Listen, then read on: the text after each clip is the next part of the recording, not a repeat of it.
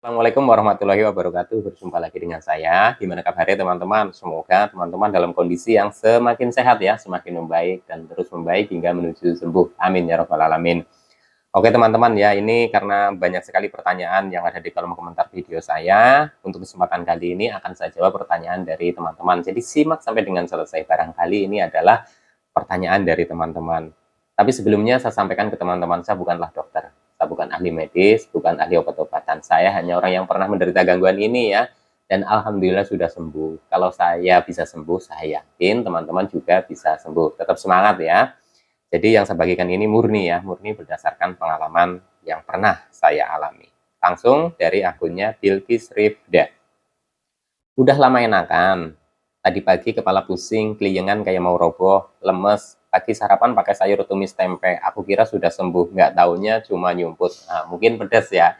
Tapi nggak apa-apa teman-teman ya. Jadi ketika kita sudah merasakan enak, kondisinya sudah semakin membaik. Kadang kita kan ingin mencoba nih makanan-makanan yang tadinya kita hindari. Nggak apa-apa kalau masih muncul sensasi, teman-teman nggak usah panik, nggak usah cemas. Itu sesuatu hal yang wajar karena tubuh kita itu masih perlu penyesuaian ya. Jadi sedikit-sedikit, kalau sedikit masih kerasa gitu ya, berarti besok jangan dulu. Nah nanti dicoba lagi kalau sudah enakan gitu ya teman-teman ya.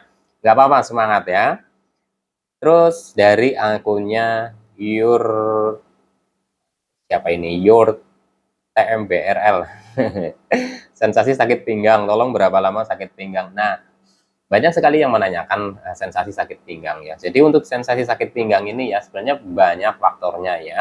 Bisa karena kita itu jarang bergerak ya, terus kita juga kurang minum air putih, itu bisa juga ya. Tapi untuk berapa lamanya ya, saya itu dulu merasakannya itu hilang timbul. Jadi saya nggak tahu pasti berapa lama saya merasakan itu. Yang sering itu mengalami hal seperti itu ketika saya bangun tidur ya. Mungkin posisi tidur saya juga kurang bagus gitu ya. Jadi pas pada saat bangun saya kadang nyeri pinggangnya gitu ya. Nyeri pinggang itu biasa 2-3 hari nanti reda gitu ya. Nanti 2 atau 3 minggu lagi kadang muncul seperti itu. Tapi nggak apa-apa ya teman-teman. Teman-teman latih untuk bergerak atau aktivitas. Jalan kaki aja itu bagus kok terapinya ya. Jalan kaki santai ya.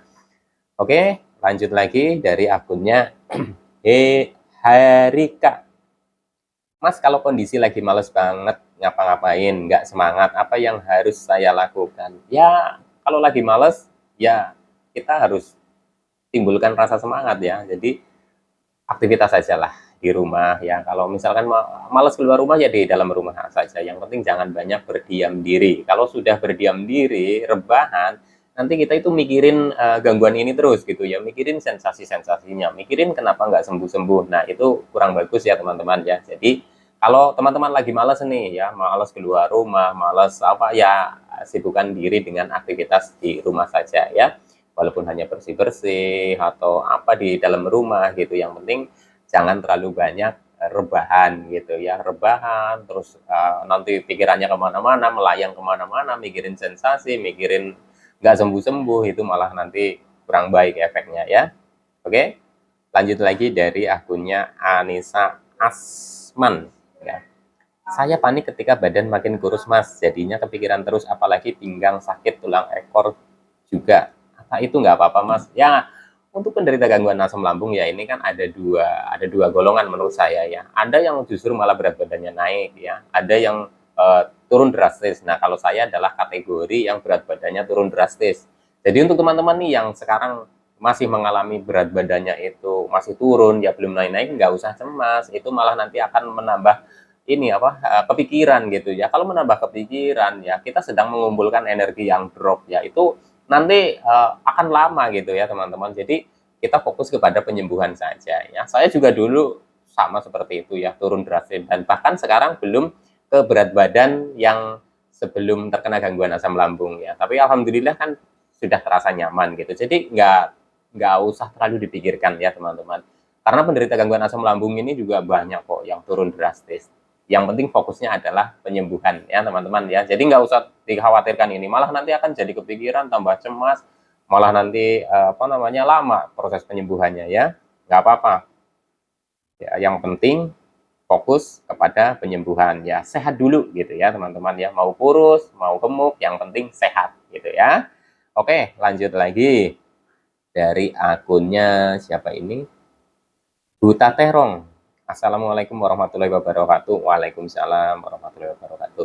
Mas Sultan, alhamdulillah saya sudah mulai membaik, tapi sensasi masih sering muncul. Tapi saya sudah bisa memahami dan tidak terlalu panik. Nah, nggak apa-apa, alhamdulillah ya. Jadi, kalau kita itu semakin bisa memahami tentang gangguan ini, ya insya Allah nanti akan lebih cepat membaiknya. Jadi ketika muncul sensasi, ya yakinkan kepada diri kita. Itu kan sudah sering kita rasakan gitu ya. Nah, ini memang bagian dari kita menghadapi gangguan asam lambung yang sudah disertai dengan kecemasan ya. Jadi jangan terlalu panik gitu ya. Nanti kalau sudah mulai normal nanti juga sensasinya sedikit demi sedikit itu juga akan berkurang gitu ya. Nanti akan lama-lama hilang. Semangat ya.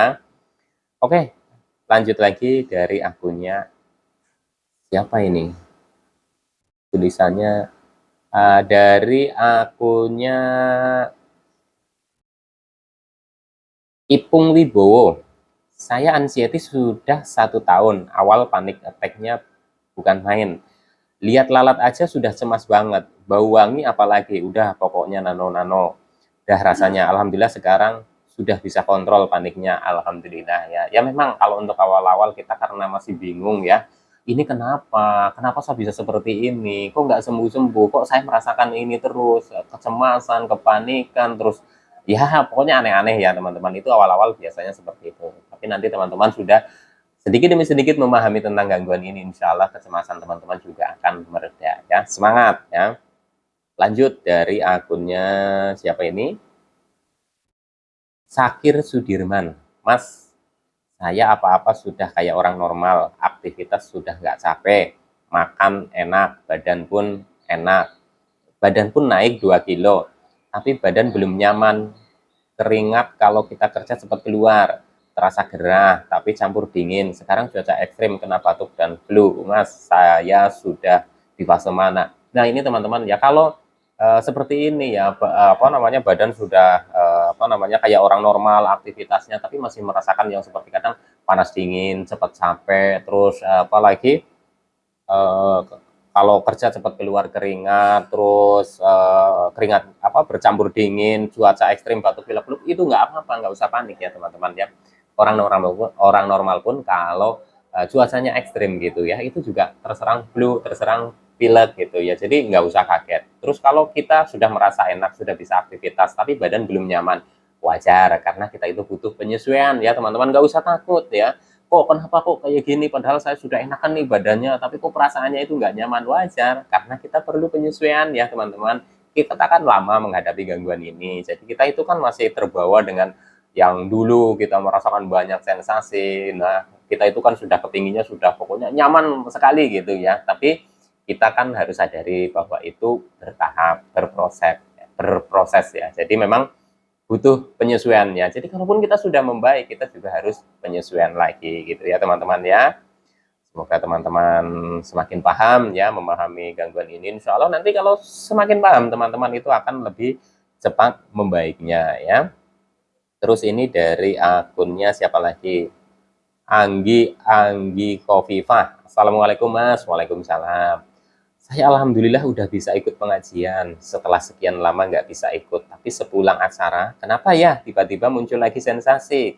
Terus kaki lemes. Gimana ya Mas caranya supaya saya yakin bakalan sembuh total? Gimana caranya supaya nggak kepikiran yang tidak-tidak? Ya yakin saja gitu ya teman-teman. Yakin bahwa kita itu akan sembuh.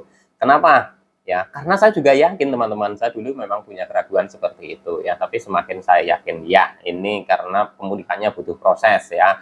Ketika kita sudah berani keluar, kita sudah bisa bersosialisasi, kita sudah bisa kumpul dengan teman-teman, kita sudah bisa berani pergi ke hajatan, ke tempat ramai dan lain-lain ya. Tapi sepulang dari situ kita merasakan sensasi nggak apa-apa. Saya dulu juga sama seperti itu. Justru itu harus dilatih terus gitu ya. Yang penting teman-teman itu jangan terlalu capek ya, jangan kecapean gitu ya. Jadi kita sesuaikan ya teman-teman, sesuaikan dengan kondisi tubuh kita. Kita baru membaik ya, awal-awal membaik, jadi kita sesuaikan ya. Jadi teman-teman nggak usah panik. Hal seperti ini, kondisi seperti ini sudah umum sekali ya. Saya dulu pun juga mengalami hal yang sama seperti itu. Ya memang terasa kita kok nggak sembuh-sembuh, kok nggak nyaman-nyaman gitu ya. Ini butuh proses ya teman-teman. Nggak usah khawatir. Insya Allah nanti juga akan sembuh kok ya. Dan saya yakin itu. Oke teman-teman, sekian dulu ya, karena ini saya nunggu adzan maghrib ya. Jadi ini sudah mau adzan maghrib, insya Allah nanti disambung lagi dengan tema yang lain ya. Teman-teman tetap semangat ya, insya Allah nanti teman-teman juga akan sembuh dan saya yakin itu. Salam sehat jasmani dan rohani. Wassalamualaikum warahmatullahi wabarakatuh.